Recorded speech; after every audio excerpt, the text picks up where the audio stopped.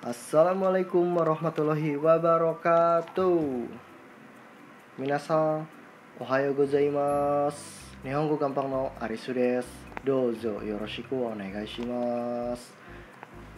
Yo, kembali lagi di channel saya Nihongo Gampang. Belajar bahasa Jepang gampang banget. Oke guys, pada video kali ini kita lanjutkan pelajaran bahasa Jepangnya ya. Sebelum itu silahkan siapin buku catatan dan alat tulisnya dulu guys. Biar tambah sering mengulang, tambah gampang belajarnya. Dan jangan di skip-skip videonya ya. Jangan lupa like, komen, dan subscribe ya guys. Lalu share ke teman-teman kalian sebanyak-banyaknya ke semuanya yang ingin belajar bahasa Jepang. Apalagi yang ingin pergi bekerja atau kuliah di Jepang guys. Oke, hajimemashou.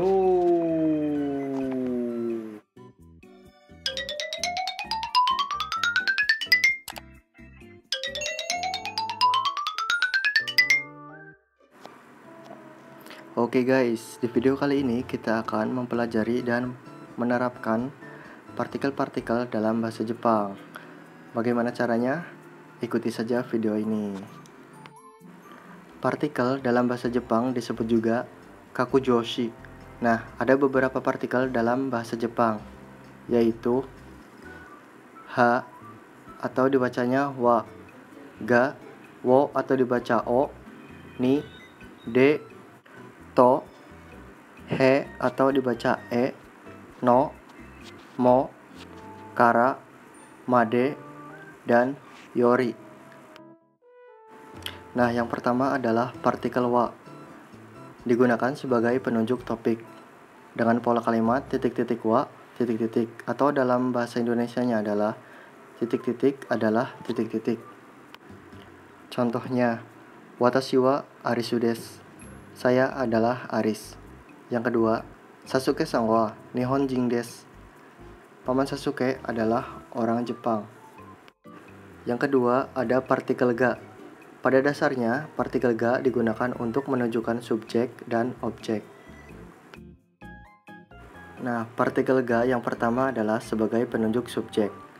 Dengan pola kalimat subjek plus ga plus predikat, atau dalam bahasa Indonesianya subjek predikat. Nah, contohnya sensei ga kimasu. Guru datang. Yang kedua, nedang ga takai desu. Harganya tinggi. Partikel ga yang kedua adalah sebagai penunjuk objek. Dengan pola kalimat, yang pertama, kata benda objek plus ga plus kata sifat, yaitu menyukai, membenci, mau, dan lain-lain. Yang kedua, kata benda objek plus ga plus kata kerja, yaitu mengerti, memerlukan, mempunyai, dan lain-lain. Contoh pola kalimat yang pertama yaitu ramen ga suki desu. Menyukai ramen. Yang kedua, koibito ga hoshii desu. Ingin mendapat pacar. Contoh pola kalimat yang kedua, imi ga wakarimasu. Tahu artinya. Okane ga irimasu. Menggunakan uang. Yang ketiga yaitu partikel o. Pada dasarnya partikel o digunakan untuk menunjukkan objek, titik awal, dan tempat yang dilewati. Partikel o yang pertama yaitu sebagai penunjuk objek. Pola kalimatnya objek plus o plus kata kerja transitif, atau dalam bahasa Indonesianya kata kerja objek. Contohnya, ramen o tabemasu. Makan ramen. Yang kedua, deshi o aishiteimasu. Mencintai Desi. Partikel o yang kedua yaitu sebagai penunjuk titik awal. Dengan pola kalimat kata benda titik awal plus o plus kata kerja keberangkatan, atau dalam bahasa Indonesianya yaitu kata kerja keberangkatan dari kata benda titik awal. Contoh, Nihon o shupatsu shimashita. Berangkat dari Jepang. Yang kedua, ie o demashita. Keluar dari rumah. Partikel O yang ketiga yaitu sebagai penunjuk tempat yang dilewati. Dengan pola kalimat, kata benda tempat yang dilewati plus O plus kata kerja perpindahan, atau dalam bahasa Indonesianya yaitu kata kerja perpindahan di kata benda tempat yang dilewati. Contohnya, Hashio watarimasu, menyeberang jembatan. Yang kedua, Kawao oyogimasu, berenang menyeberangi sungai. Nah, yang keempat yaitu partikel ni.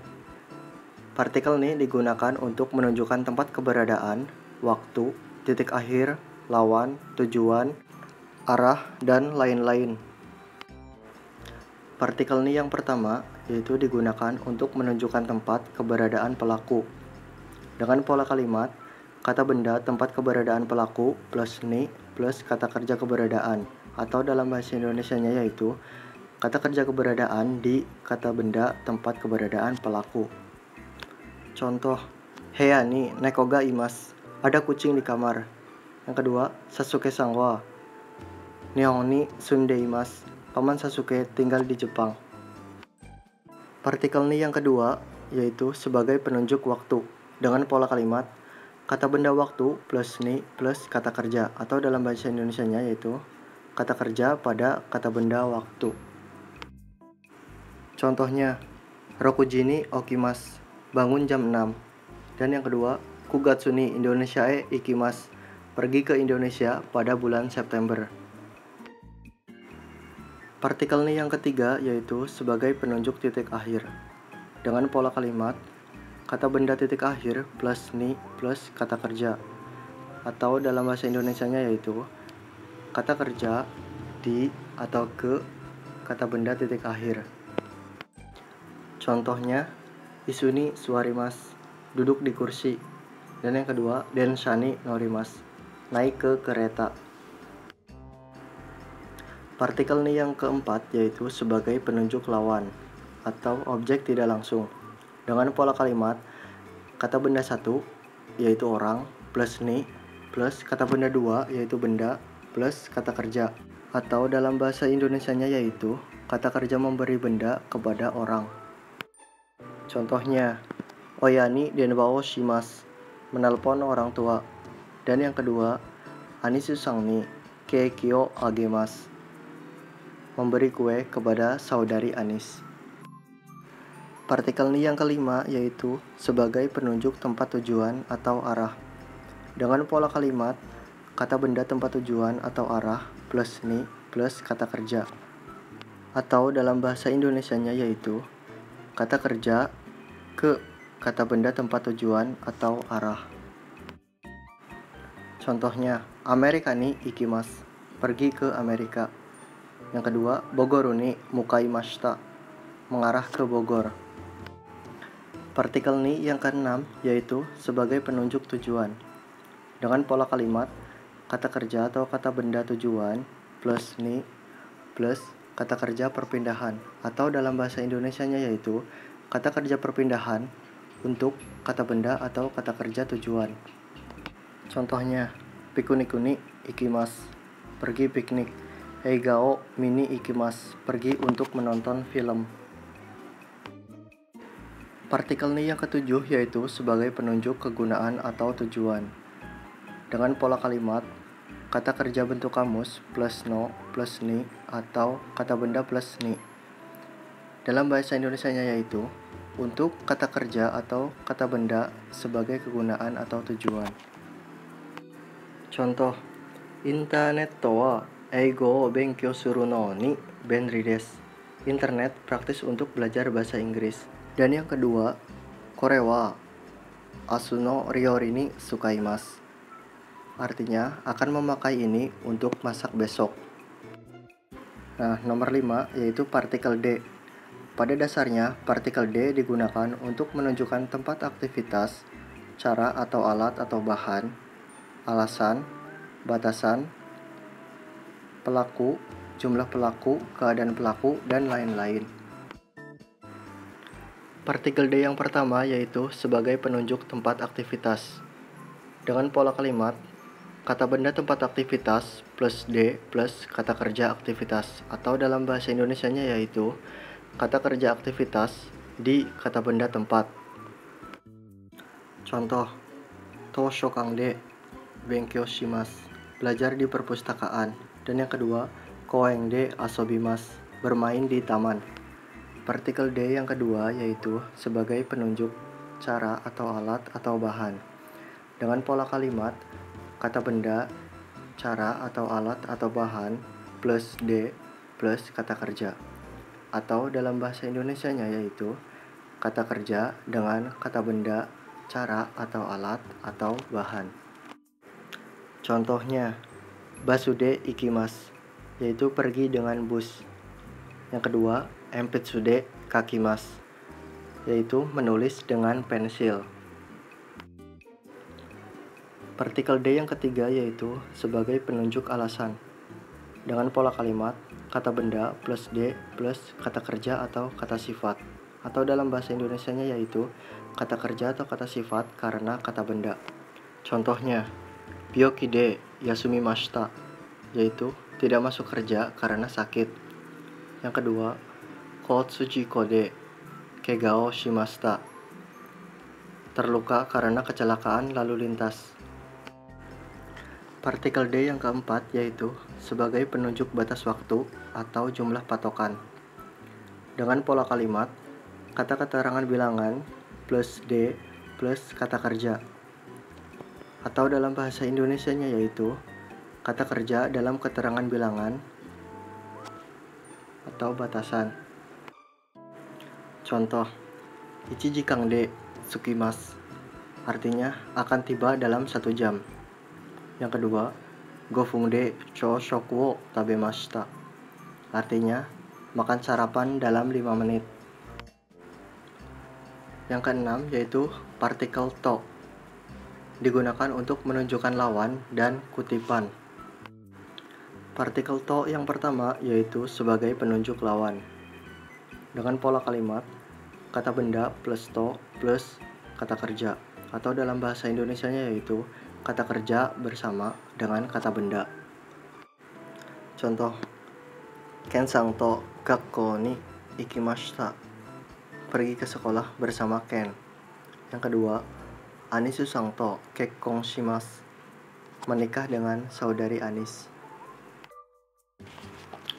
Partikel to yang kedua yaitu sebagai penunjuk kutipan. Nah, penunjuk kutipan di sini ada macam-macam ya guys, ada banyak. Yang pertama yaitu to omoimasu. Pola kalimatnya yaitu kalimat bentuk biasa plus to plus omoimasu. Atau dalam bahasa Indonesianya yaitu mengira bahwa kalimat. Contoh, kyou wa atsui to omoimasu, artinya saya kira hari ini panas. Yang kedua, ashita isogashi to omoimasu, saya kira besok sibuk.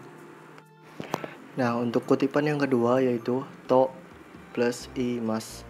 Dengan pola kalimat yaitu kalimat bentuk biasa plus to plus imas. Atau dalam bahasa Indonesianya yaitu berkata kalimat atau berkata bahwa kalimat. Contohnya, kanojo wa iku to iimashita, dia berkata dia pergi. Yang kedua, Nihon no tempura wa oishii to iimasu, dia berkata bahwa gorengan di Jepang enak. Kutipan yang ketiga yaitu to plus itte iimashita. Dengan pola kalimat, kalimat bentuk biasa plus to plus itte iimashita. Atau dalam bahasa Indonesianya yaitu katanya kalimat. Contoh, Ken-san wa mou koko ni konai to itte iimashita, artinya dia berkata bahwa Ken tidak akan datang lagi ke sini. Kutipan yang keempat yaitu to plus iu imi desu. Dengan pola kalimat a wa b plus to plus iu imi desu. Atau dalam bahasa Indonesianya yaitu a bermakna b. Contohnya, terima kasih wa nihongo de arigato to iu imi desu. Terima kasih berarti arigato dalam bahasa Jepang. Kutipan yang kelima yaitu to plus kaite arimasu. Dengan pola kalimat, kalimat plus to plus kaite arimasu, atau dalam bahasa Indonesianya yaitu tertulis bahwa kalimat. Contohnya, kambang ni chusha kinshi to kaite arimasu. Artinya, di papan tertulis dilarang parkir. Kutipan yang keenam yaitu to plus yomimasu. Dengan pola kalimat, kalimat plus to plus yomimasu, atau dalam bahasa Indonesianya adalah dibacanya bahwa kalimat.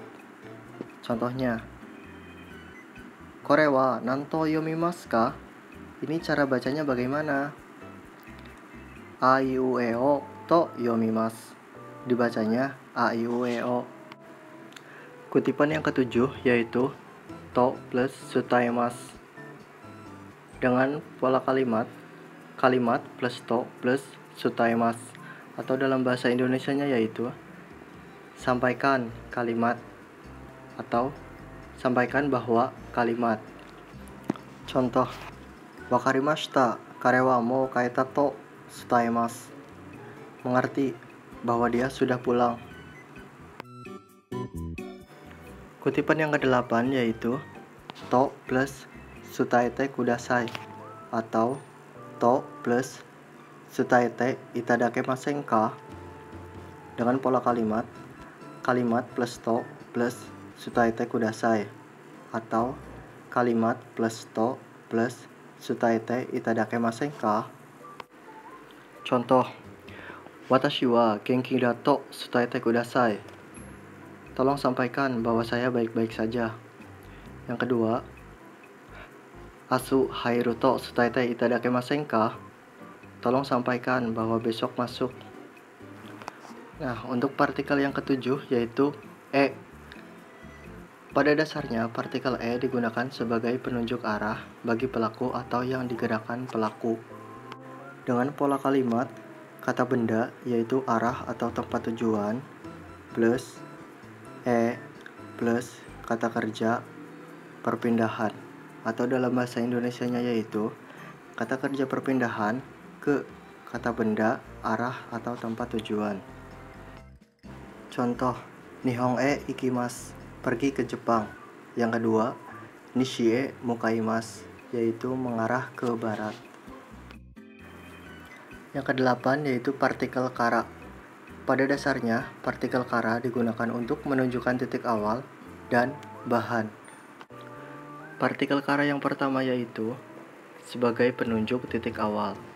Dengan pola kalimat, kata benda plus kara plus kata kerja. Artinya dalam bahasa Indonesia yaitu kata kerja dari kata benda. Contoh, Indonesia kara kimashita. Artinya datang dari Indonesia. Yang kedua, Chido hambaiki kara kaimashita. Beli dari mesin penjual otomatis. Partikel kara yang kedua yaitu sebagai penunjuk bahan. Dengan pola kalimat, kata benda plus kara plus sukuraremas, atau dalam bahasa Indonesianya yaitu dibuat dari kata benda. Contohnya, tofu wa daizu kara sukuraremas. Tahu terbuat dari kedelai. Yang kedua, shoyu mo daizu kara sukuraremas. Kecap asin juga terbuat dari kedelai. Nah, partikel nomor 9 yaitu mo. Pada dasarnya, partikel mo digunakan untuk menunjukkan persamaan. Dengan pola kalimat, kata benda plus mo plus keterangan atau kalimat. Atau dalam bahasa Indonesianya yaitu kata benda juga sama dengan kalimat.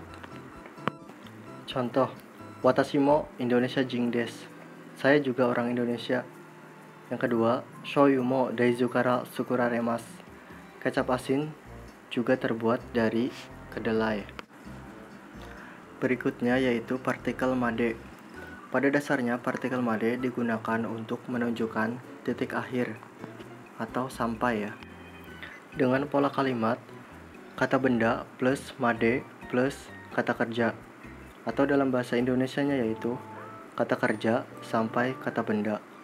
Yang kedua, kata benda 1 plus kara plus kata benda 2 plus kata kerja, atau dalam bahasa Indonesianya yaitu kata kerja dari kata benda 1 sampai kata benda 2. Contoh, Rokujimade hatarakimasu, artinya bekerja sampai jam 6. Yang kedua, Hachiji kara Juji made terebi o mimasu, artinya menonton TV dari jam 8 sampai jam 10. Nah, yang terakhir adalah partikel yori. Pada dasarnya, partikel yori digunakan untuk menunjukkan titik awal dan perbandingan. Partikel yori yang pertama yaitu digunakan untuk menunjukkan titik awal dengan pola kalimat kata benda plus yori, atau dalam bahasa Indonesianya dari kata benda. Contohnya, Juji yori hajimemasu, artinya mulai dari jam 10. Partikel yori yang kedua yaitu digunakan untuk menunjukkan perbandingan dengan pola kalimat kata benda 1 plus wa plus kata benda 2 plus yori plus kata sifat plus des, atau dalam bahasa Indonesianya yaitu kata benda 1 lebih kata benda sifat daripada kata benda 2. Contoh, Nihon yori Indonesia no hou ga atsui desu, artinya Indonesia lebih panas daripada Jepang. Yang kedua, Senpuki yori eakon no hou ga samui desu, artinya AC lebih dingin daripada kipas angin.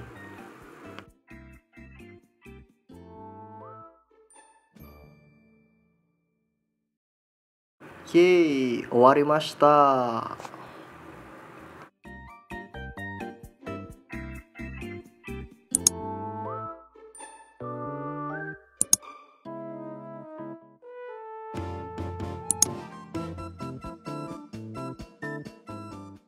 Mite kurete arigatou gozaimashita. Sampai ketemu di video selanjutnya ya guys. Sayonara.